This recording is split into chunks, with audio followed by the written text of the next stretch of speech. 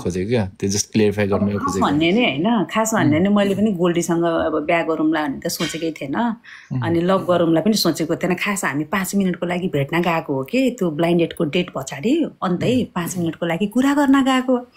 5 मिनटको लागि कुरा गर्न गएको त 5 मिनट त के कुरा अरे रातैभरि। रातैभरि जामा त नि 5 मिनट गर्न गएको केटा हो भनेपछि त हाउडे थ्याङ्क यू। अनि 5 मिनट त के कुरा गर्ने हो, समय बितेको थाहा नै रातभरि कुरा गरेको हो। भनेपछि कस्तो भएछ भने तपाईँ गोल्डीसँग तपाईँ 5 मिनट कुरा गर्न गएको, तर जाँदाखेरि चाहिँ गर्दा गर्दा तपाईँको त्यो तातो खोलेमा कुकुरको छाउरा पल्के जस्तो क्या थाहै भएन। अनि कुरा गर्न गएको हो, कुरा गर्न थाल्यौँ। अब गोल्डीले फेरि चुइङम खाएर आएको रहेछ होइन।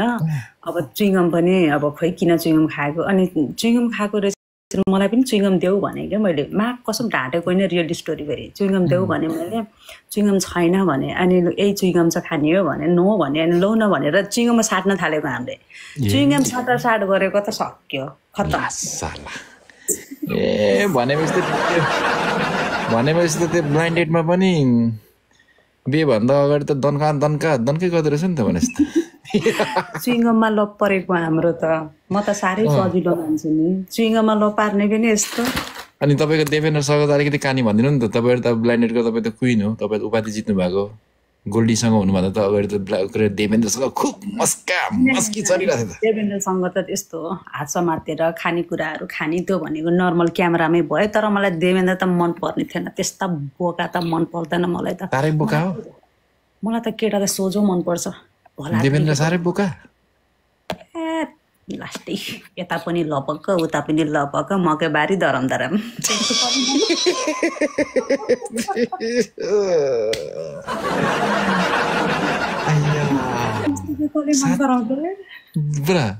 दिउँसो पनि धरम राति पनि धरम छैन उसलाई केही पनि शरम।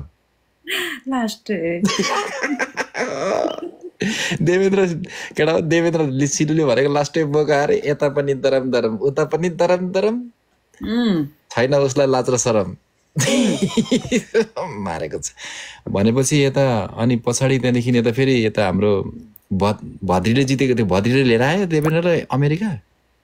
अब त्यो त मलाई तिनीहरूको केस त थाहा छैन है, भद्रीलाई पनि। तर पछि चाहिँ भद्रीको पहिला चाहिँ अब ब्लाइन्ड डेटमा भद्रीले छोरा हो कि छोरी छ भन्ने ढाँटेको रहेछ नि त। छोरी छ नि त्यो एउटा ढाँटेको रहेछ। कहाँ बच्चा भएको, के अरे बच्चा भए पनि केही हुँदैन, सिङ्गल मदर त हुन पाइयो, सिङ्गल फादर त हुन पाइयो। तर ढाँटेर छिर्ने, उसमा ब्लाइन्ड डेटमा छिर्ने, अनि पछि त्यो कुरा बाहिर आउनु भनेको चाहिँ अलिकति त्यस्तै नै हुन्छ, अलिक प्रब्लमै हुन्छ क्या। अनि ढाँटेको रहेछ। अनि पछि कुरा चाहिँ त्यो कुरा चाहिँ एक्सपोज भयो भन्ने कुरा नै सुनेको थिएँ। तर तिनीहरूले साँच्चीकै लभ गरेको, साँच्चीकै बिहा गरेको भन्ने कुरा पनि थियो। तर पछि अब यस्तो खै कसरी तिनीहरूको, खै त्यो चाहिँ मलाई राम्रोसँग थाहा छैन। राज ल्याएन होला नि, भद्रीले ल्याएन होला, लिएर आउँदैन नि, लिएर आएन हो कि अब तिनीहरू साँच्चीको विवाह पनि तिनीहरूको साँच्चीको हो कि फेक हो भन्ने कुरा हो। गोल्डीको र मेरो बिहा सबैले फेक भने हामीलाई कसैले पताएनन्, तर हामी रियल कपाल थियौँ होइन। अब फेकलाई रियल भन्छ नि, रियललाई फेक भन्छन् मान्छेहरू। दिमागै फुस्कियो के हो त्यही त नि।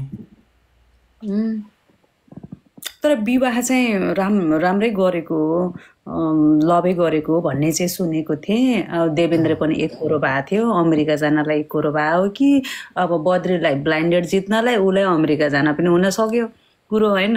दुईजना छिरा गर्नेछ नि, जे पनि हुन सक्यो कुरो। तर त्यो तपाईँको पालामा भएको जस्तो ब्लाइन्ड डेट राम्रो चाहिँ भएन।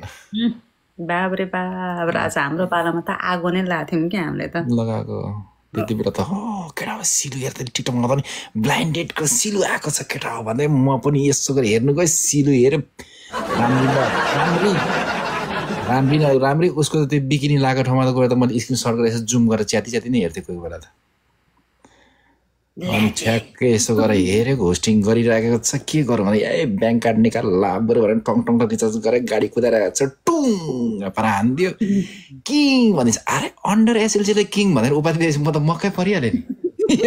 फेरि उता हेऱ्यो सिलुको क्रेडिट हेऱ्यो ब्लाइन्ड डेटको क्विन। थ्याङ्क यू हाउडे, थ्याङ्क यू सो मच। तर हाम्रो पालामा टिकटक पनि रमाइलो थियो, एकदम युनिटी पनि थियो, बिग ब्याटल खेल्दा पनि एकअर्कालाई सपोर्ट गर्ने अर्कै टाइपको थियो कि। पछि चाहिँ है, पछि चाहिँ एकदमै टक्सिक टक्सिक टक्सिक हुँदै गयो क्या, टिकटक नि टक्सिक हुँदै गयो। पछाडि चाहिँ कसरी त्यस्तो भइदियो भने तपाईँको यस्तो भइदियो क्या। पहिला चाहिँ अब अहिलेको गिफ्टहरू त्यस्तो छैन, तपाईँको पहिलाको गिफ्टहरू चाहिँ पछाडि गएर उनीहरूले गेम खेल्न थाल्यो, त्यो भइसक्यो, अर्कोलाई कन्ट्रोभर्सी, अर्कोले अर्कोलाई गर्दा गर्दा त्यसरी क्या फलो नि गरौँ न। त्यस्तो भयो। तर पहिलाको बेलामा चाहिँ लास्टै जो सपोर्ट गर्नुहुन्थ्यो एकअर्कालाई के, होस्टरमा